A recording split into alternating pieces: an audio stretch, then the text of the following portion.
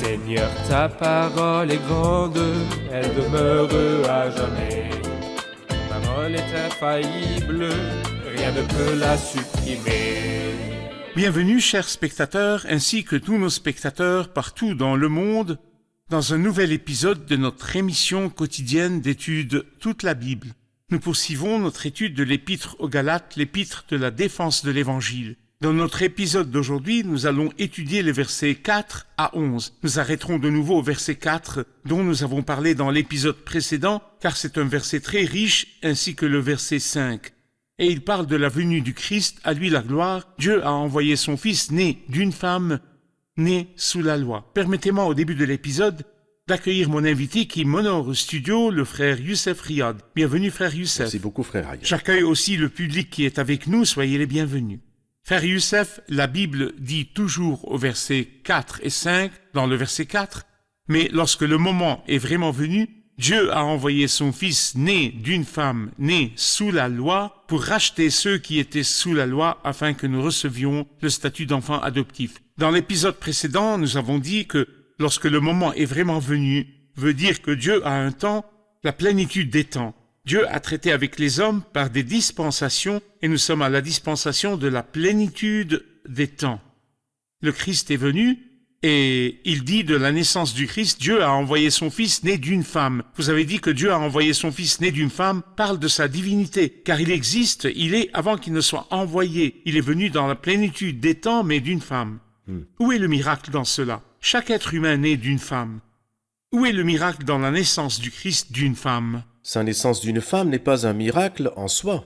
Sa naissance d'une femme, comme nous l'avons dit dans l'épisode précédent, a honoré la femme que Satan a insultée en l'utilisant pour faire entrer le péché.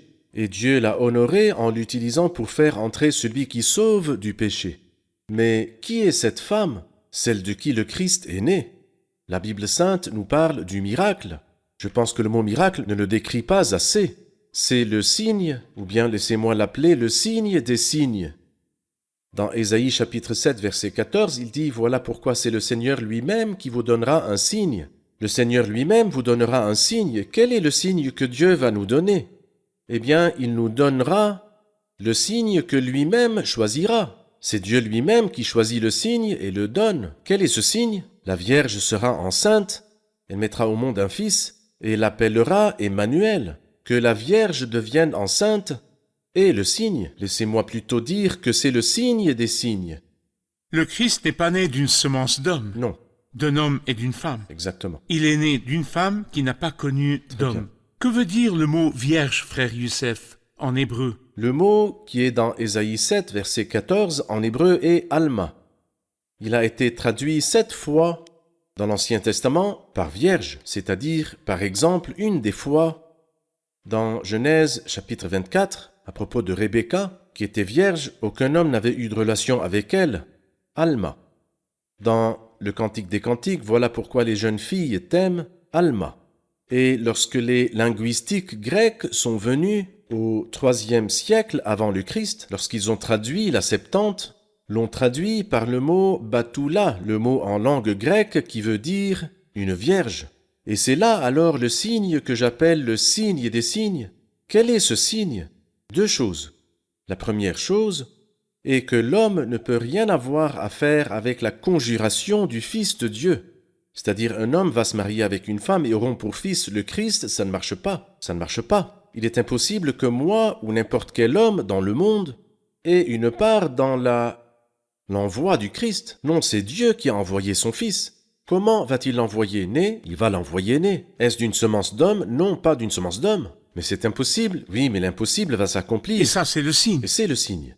La deuxième chose est que Dieu a choisi que le Christ entre par une porte par laquelle absolument personne n'est encore entré. Il y a une théorie qui est très fausse de son début jusqu'à sa fin, mais qui est extrêmement courante, qui dit que Adam est venu sans père ni mère. C'est ridicule, car Adam est créé. Que veut dire sans père ni mère puisqu'il est créé? Dieu l'a créé. Et elle dit que Ève est venue d'un père, mais pas d'une mère. Des paroles ridicules aussi, parce qu'Adam n'était pas son père. Adam était son mari, était son homme, et Dieu voulait clarifier l'unité du mariage. En prenant Ève d'Adam, afin qu'il clarifie l'idée de l'unité du mariage. Mais le Christ, après qu'Adam ait existé et Ève ait existé, des milliards de personnes, on parle de 40 milliards de personnes, sont nées. Et comment sont-ils nés? Du mariage d'un homme et d'une femme. Y a-t-il un autre moyen? Il n'y a pas d'autre moyen. Il faut qu'un homme et une femme se marient et aient des enfants. Mais le Christ est venu d'une façon différente de tous les hommes. Pourquoi? Parce qu'il est différent de tous les hommes. Différent en quoi?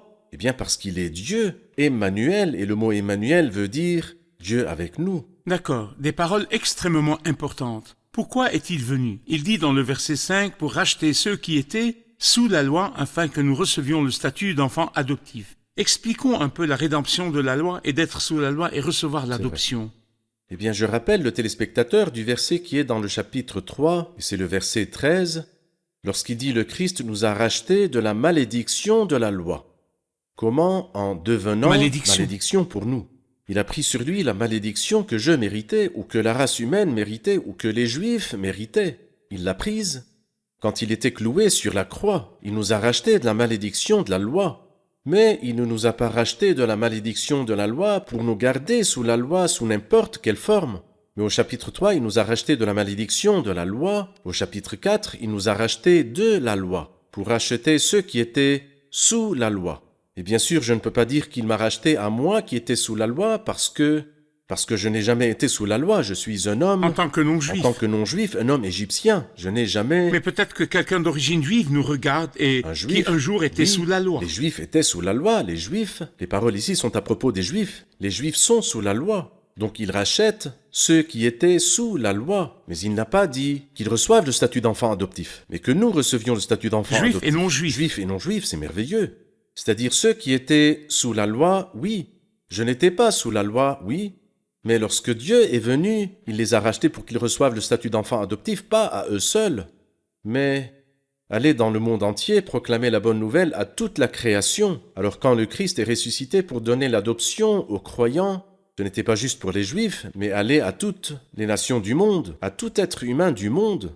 Allez à travers les satellites et faites entendre les pays les plus lointains, dans les montagnes et les vallées. Annoncez à tous les hommes le salut de Jésus. Très bien, que nous recevions le statut d'enfant adoptif. Et c'est la plus grande position dans laquelle les croyants ont été placés. Nous prenons une pause, puis nous reviendrons pour une question. Chers spectateurs, nous nous retrouverons après la pause. Restez avec nous.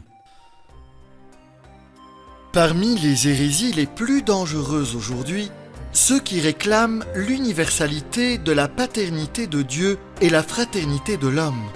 Comme quoi Dieu est un père pour tous les hommes. Et tous les hommes sont les enfants de Dieu et par suite frères.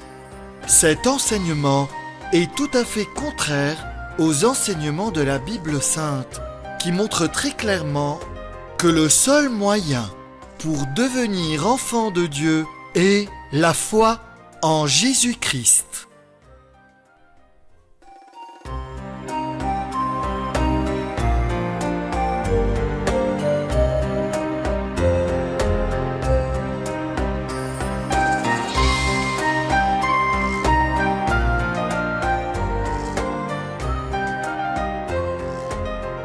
Nous sommes de retour, chers spectateurs, et nous prenons une question du public. Je voudrais dire que l'adoption pourrait me donner l'héritage, mais me donne-t-elle les mêmes attributs, les mêmes traits de Dieu? Oui, peut-être que ce que dit frère Adel sur l'adoption en général, au milieu des hommes, si quelqu'un adopte un fils, il peut hériter de ses biens, mais pas de ses traits et de ses attributs. Est-ce ce qui s'est passé avec nous, dans notre relation avec Dieu? Oui, en effet, dans cette époque-là, dans l'Empire romain, le fils adoptif héritait comme s'il était un vrai fils. Mais comme vous venez de le dire, il n'hérite pas de la nature. Et c'est pourquoi Dieu a fait deux choses avec nous. Et nous avons bénéficié de deux choses, pas une seule. Nous sommes les enfants de Dieu et nous sommes les fils de Dieu. Y a-t-il une différence entre les deux? Il y en a. Nous remarquons que l'apôtre Jean parle d'habitude d'enfants de Dieu, d'habitude. Tandis que l'apôtre Paul parle d'habitude de fils de Dieu. Car l'apôtre Jean se préoccupe de la nature. Alors donc, lorsque je suis né de Dieu, par ma naissance de Dieu, j'ai pris la nature divine. Ma source est Dieu. Ma source est devenue Dieu, je suis devenu semblable à mon Père, je suis devenu comme lui. La nature de Dieu est en moi. J'ai la nature de Dieu. Alors donc, par notre naissance de Dieu, nous sommes participants de la nature divine. Et par l'adoption, nous sommes héritiers, donc j'ai reçu les deux choses. Je suis moralement semblable à Dieu par nature, bien sûr pas en substance, loin de là, mais par la nature morale. Au contraire, puisque celui qui vous a appelé est saint, vous aussi soyez saints dans toute votre conduite. En effet, il est écrit, vous serez saints car moi je suis saint. C'est la nature que nous avons reçue par naissance, et puis nous avons reçu l'héritage parce que nous sommes des fils, car Dieu nous a adoptés, et pas seulement adoptés, parce qu'un enfant peut ne pas hériter, Oui, mais plutôt l'enfant ou le fils est héritier, parce que le fils ici a atteint l'âge adulte, et donc est capable de disposer de ses biens. Nous avons reçu les deux. donc les fils sont plus mûrs que les enfants. Le fils veut dire la maturité et l'enfant la nature. Très bien. Très Et bien. nous avons en nous la vie éternelle, la vie Très bien. de Dieu, la vie du Dieu C'est éternel. Le verset 6, je vais lire quelques versets du verset 6 au verset 11. « Et parce que vous êtes ses fils, Dieu a envoyé dans votre cœur l'esprit de son Fils qui crie « Abba, Père ». Ainsi tu n'es plus esclave, mais fils. Et si tu es fils, tu es aussi héritier de Dieu par Christ. Autrefois, vous ne connaissiez pas Dieu, vous serviez des dieux qui, par nature, ne le sont pas. Mais maintenant que vous avez connu Dieu, ou plutôt que vous avez été connus de Dieu, comment pouvez-vous retourner à ces principes élémentaires sans force et sans valeur auxquels vous voulez vous asservir encore? Vous faites très attention aux jours, aux mois, aux saisons et aux années. J'ai peur d'avoir inutilement travaillé pour vous. Je dois m'arrêter au verset 6. Dieu a envoyé dans votre cœur l'esprit de son Fils qui crie « Abba, Père ». Dans le verset précédent ou celui d'avant, il dit Dieu a envoyé son Fils. Ici, il envoie son esprit. Pourquoi? Il est beau que Dieu a envoyé son Fils, que Dieu a envoyé l'esprit de son Fils, et ce que vous-même vous avez dit un peu plus tôt, et que Dieu a un calendrier, un agenda, des temps fixés. Et si nous lisons l'Ancien Testament, nous remarquons que Dieu, parce qu'il savait, il a fait un symbole pour l'expliquer. Exode 16 et 17. Dans Exode 16, la manne est descendue. Dans Exode 17, le rocher est frappé. Le résultat était que l'eau est sortie. Que veut dire ces paroles? Le sens n'est pas difficile si nous allons à Jean 6 et 7. Alors Exode 16 et 17 et Jean 6 et 7. Dans Jean 6, il nous dit que la manne est le Christ incarné. Et dans Jean 7, il nous dit que cette eau qui est sortie est le Saint-Esprit après la mort du Christ pour nous. Donc je pense que c'est clair que ces paroles ici, dans la lettre aux Galates, au chapitre 4 et au chapitre 6, vont de pair avec Exode 16 et 17 et Jean 6 et 7. La manne est descendue, le Christ est venu, et puis le Christ est mort, et le résultat était que l'Esprit Saint est venu vers nous du haut du ciel. Et quelle chose vraiment merveilleuse! Nous retrouvons ici la Trinité. Dieu envoie son Fils et Dieu envoie l'Esprit de son Fils. Pourquoi Dieu a-t-il envoyé son Fils? Pour que nous recevions l'adoption, pour acheter ceux qui étaient sous la loi, afin que nous recevions le statut d'enfant adoptif. Donc la mort du Christ nous a obtenu l'adoption. Mais alors l'Esprit Saint, qu'est-ce qu'il est venu nous donner? Non pas pour nous donner, mais pour nous en faire vivre. Donc l'affaire n'est pas juste que je suis devenu fils de Dieu, grand, majeur et mûr. Et ensuite, dans le côté pratique, je suis toujours le même, ni adulte, ni mûr. Alors donc le Saint-Esprit habite en moi pour que je bénéficie de l'adoption, ou que je bénéficie de la communion avec le Père et son Fils à travers l'Esprit Saint. Laissez-moi le dire aussi d'une autre belle manière. Dieu a envoyé son Fils mourir à ma place et a envoyé son Esprit Saint pour qu'il vive en moi. Alors quel merveilleux privilège! Vous avez fait référence au livre d'Exode chapitre 16 et 17, quand la manne est venue, Oui. puis le rocher a été frappé. Oui, Avant que la manne ne tombe, il fallait qu'elle soit précédée par les gouttes de rosée. c'est juste. Elle descendait avec la rosée. Si nous Très bien. considérons, d'après Deutéronome 32, que cette rosée parle de la parole de Dieu, que ma parole tombe comme la rosée. Je voudrais connaître le lien entre la parole ou les prophéties de l'Ancien Testament et la venue du Christ et la venue du Saint-Esprit. Je voudrais une prophétie qui nous dit comment et quand le Christ viendra et une prophétie qui nous dit que ce qu'on appelle l'Esprit Saint va venir, pour ne pas parler sans prophétie de l'Ancien Testament et sans appui biblique. Eh bien, je pense que les prophéties à propos du Christ sont innombrables, et la plus claire est dans le verset que nous avons mentionné tout à l'heure, qui est que la Vierge sera enceinte, elle mettra au monde un fils et l'appellera Emmanuel, et qui veut dire Dieu avec nous. Donc il y avait une promesse que Dieu enverra son fils Emmanuel, né d'une femme. Quant à la venue du Saint-Esprit, je pense que les versets sont aussi nombreux. Prenons par exemple le verset qui dit « Je déverserai sur la famille de David un esprit de grâce et de supplication » et un autre qui dit « Je verserai de l'eau sur la terre qui a soif et des ruisseaux sur le terrain sec, je déverserai mon esprit sur ta descendance. » Donc il y avait des prophéties concernant la venue du Christ et d'autres concernant la venue du Saint-Esprit. Très bien, je vous remercie, frère Youssef. Et le Saint-Esprit est venu habiter nos cœurs et crier « Abba, Père ». Je voudrais votre commentaire sur « Abba, Père ». L'expression Abba Père est mentionnée 3 fois dans la Bible, une fois dans l'évangile de Marc, chapitre 14, une fois dans Romains 8 et une autre dans Galates 4. La première fois est dite par le Christ. Les 2 autres fois, dans Romains au chapitre 8 et Galates chapitre 4, est le langage des croyants. Le Christ peut naturellement dire Abba Père, bien sûr, mais ce qui est grand et merveilleux est que lorsque Dieu a envoyé l'Esprit de son Fils dans nos cœurs, l'Esprit Saint dit le même mot que prononce le Christ. Et le mot Abba Père ce ne sont pas 2 mots, c'est un seul mot, mais il est écrit en araméen. Et le 2e mot a été écrit en langue grecque, donc quand ils l'ont traduit au français, ils ont gardé le mot araméen tel quel et ont traduit le mot grec Abba, Abba. en Abba, exactement. Alors donc le mot Abba est le même mot qu'on trouve en arabe, en anglais, en allemand. Et c'est comme si Dieu voulait que dès maintenant, dans toutes les langues de la terre, nous nous adressions à lui, nous lui parlions en utilisant le même mot Abba. Et que veut dire le mot Abba? Bien sûr, en arabe et en araméen, ils sont très proches, donc c'est plus facile. Abba. Mais par exemple, Abba, Father. Abba, Fata. Abba, Père. Selon la langue. Mais en arabe, c'est très proche Abba, parce qu'on dit Abba aussi. Donc le mot Abba veut dire le Père.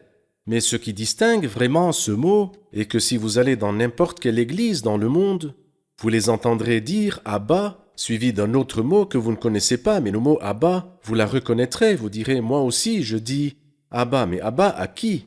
À Dieu. Quel grand privilège, quel merveilleux privilège que le Saint-Esprit habite mon cœur, afin de me rendre capable de parler au Père et lui dire Abba. Des paroles extrêmement importantes. Ainsi, tu n'es plus esclave, mais fils. Et si tu es fils, tu es aussi héritier de Dieu par Christ. Que me donne la bénédiction de l'adoption? Elle me donne l'héritage. L'héritage. Et remarquez que le premier mot dans la partie que nous avons lue, voici ce que je veux dire aussi longtemps que l'héritier est un enfant. Mais Dieu merci, nous ne sommes plus des héritiers qui sont des enfants. Nous sommes devenus fils. Le mot fils est différent du mot enfant. Nous ne sommes pas des enfants de la famille qui auront un héritage quand ils seront adultes. Non, nous sommes devenus adultes. Nous disposons de l'héritage. Il dit ainsi, tu n'es plus esclave mais fils. Et si tu es fils, majeur, adulte, si tu n'es plus soumis à un guide ou à un agent, tu es héritier de Dieu par le Christ. Nous allons prendre une pause et puis revenir à une question du public. Chers spectateurs, nous nous retrouverons après la pause. Restez avec nous.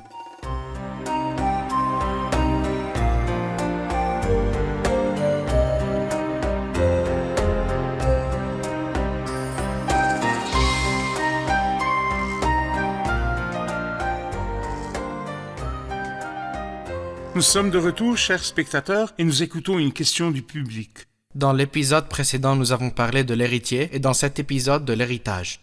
Je voudrais savoir quel est mon héritage du Christ. Très bien, une question importante. Quel est l'héritage, frère Youssef? Oui, bien sûr, Dieu a donné à Abraham un héritage, mais un héritage terrestre pour sa descendance terrestre. Mais en ce qui nous concerne, nous n'avons pas un héritage terrestre. Mais l'apôtre Pierre dit « Béni soit Dieu, le Père de notre Seigneur Jésus-Christ, conformément à sa grande bonté, il nous a fait naître de nouveau à travers la résurrection du Christ pour une espérance vivante, pour un héritage qui ne peut pas se détruire, ni se souiller, ni perdre son éclat, et il vous est réservé dans le ciel, à vous qui êtes gardés par la puissance de Dieu, au moyen de la foi, pour le salut prêt à être révélé dans les temps derniers. Avons-nous un héritage? Oui. Nous sommes héritiers de Dieu et co-héritiers du Christ. Et dans le livre de l'Apocalypse, au chapitre 21, il dit « Le vainqueur recevra cet héritage ». Donc le monde que le Christ héritera, il l'héritera à travers nous autres, lorsque nous posséderons tout ce que le Christ a obtenu grâce à son sang sur la croix. Et tout ce qu'il possède comme autorité est nôtre. Exactement. Tout ce qu'il possède est Tout nôtre. ce qu'il possède est nôtre. Je voudrais m'arrêter au verset 8. Autrefois, vous ne connaissiez pas Dieu. Ici, il s'adresse aux Galates, Oui, les nations. oui. Vous serviez des dieux qui, par nature, ne le sont pas. Mais maintenant que vous avez connu Dieu, ou plutôt que vous avez été connu de Dieu, comment pouvez-vous retourner à ces principes élémentaires, sans force et sans valeur, auxquels vous voulez vous asservir encore? Donnez-moi une idée de la nature des Galates avant de connaître Dieu ou d'être connus par Dieu. La nature des Galates était très inconstante, d'un extrême à un autre. Et je crois que le plus clair est ce que nous voyons dans Acte 14, quand l'apôtre Paul est allé prêcher là-bas. Et ils étaient très contents et on dit « Les dieux sont descendus vers nous sous une forme humaine » parce qu'ils avaient guéri un infirme à Lystre. Et très peu après, ils ont lapidé l'apôtre Paul. Et cela nous montre qu'après avoir voulu lui offrir des sacrifices en tant que Dieu, ils l'ont lapidé en tant que blasphémateur. C'est à ce point-là qu'ils étaient inconstants, ils avaient des sauts d'humeur.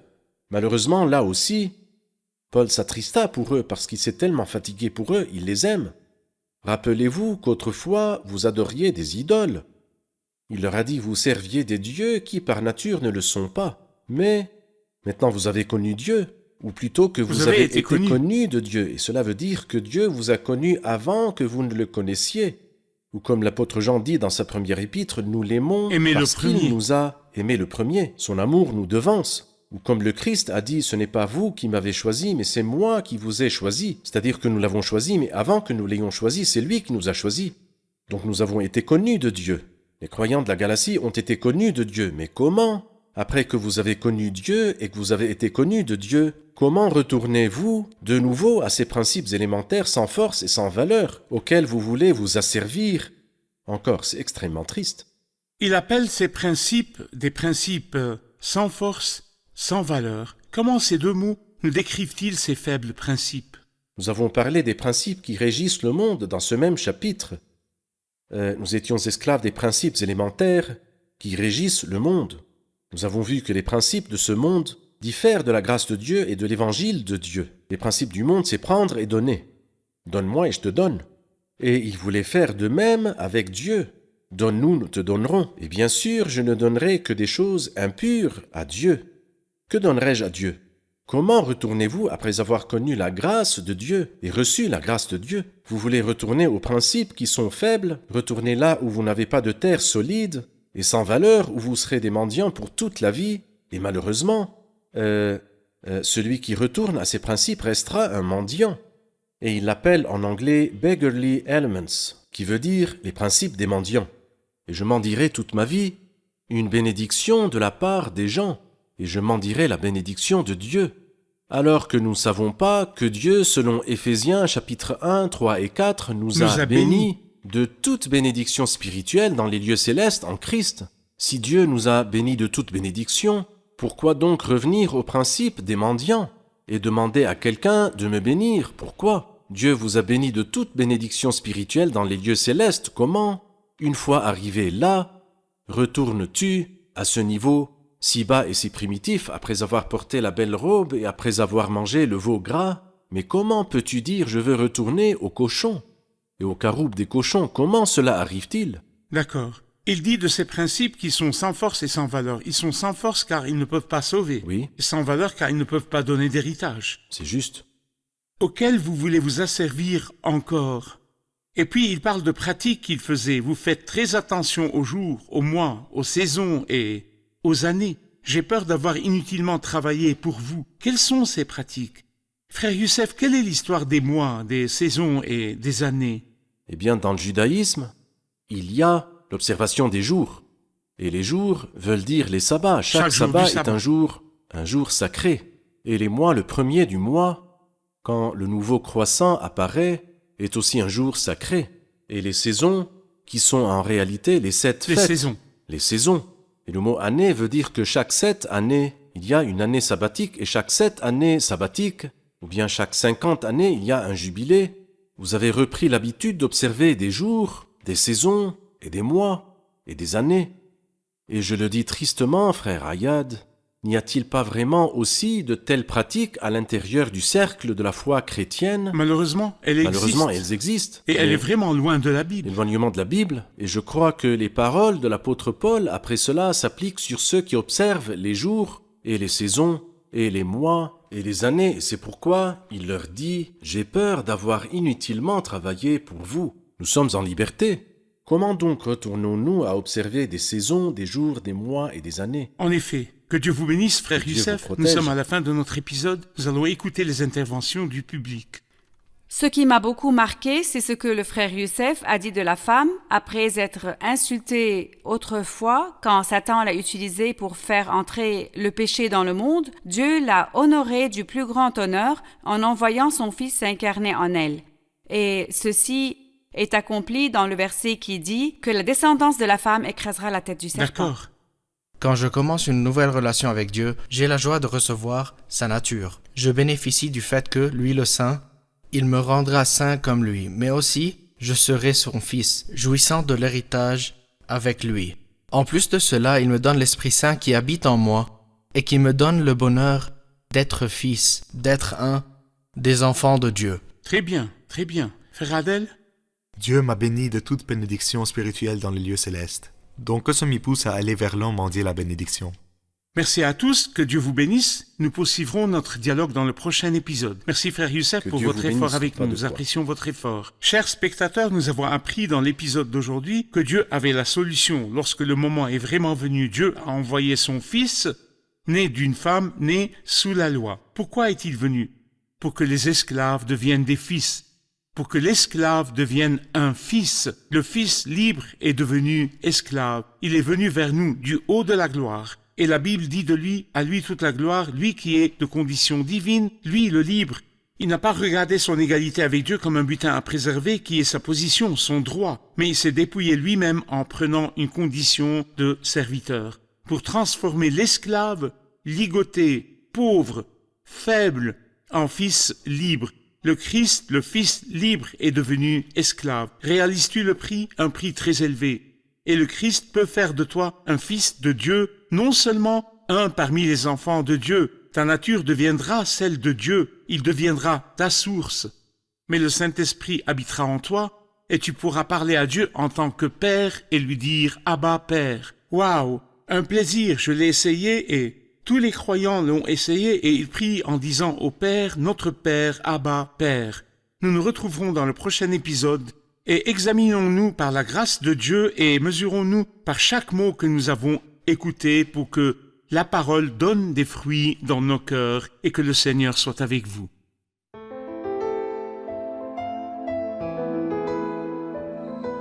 Seigneur, ta parole est grande, elle demeure à jamais. Ta parole est infaillible, rien ne peut la supprimer.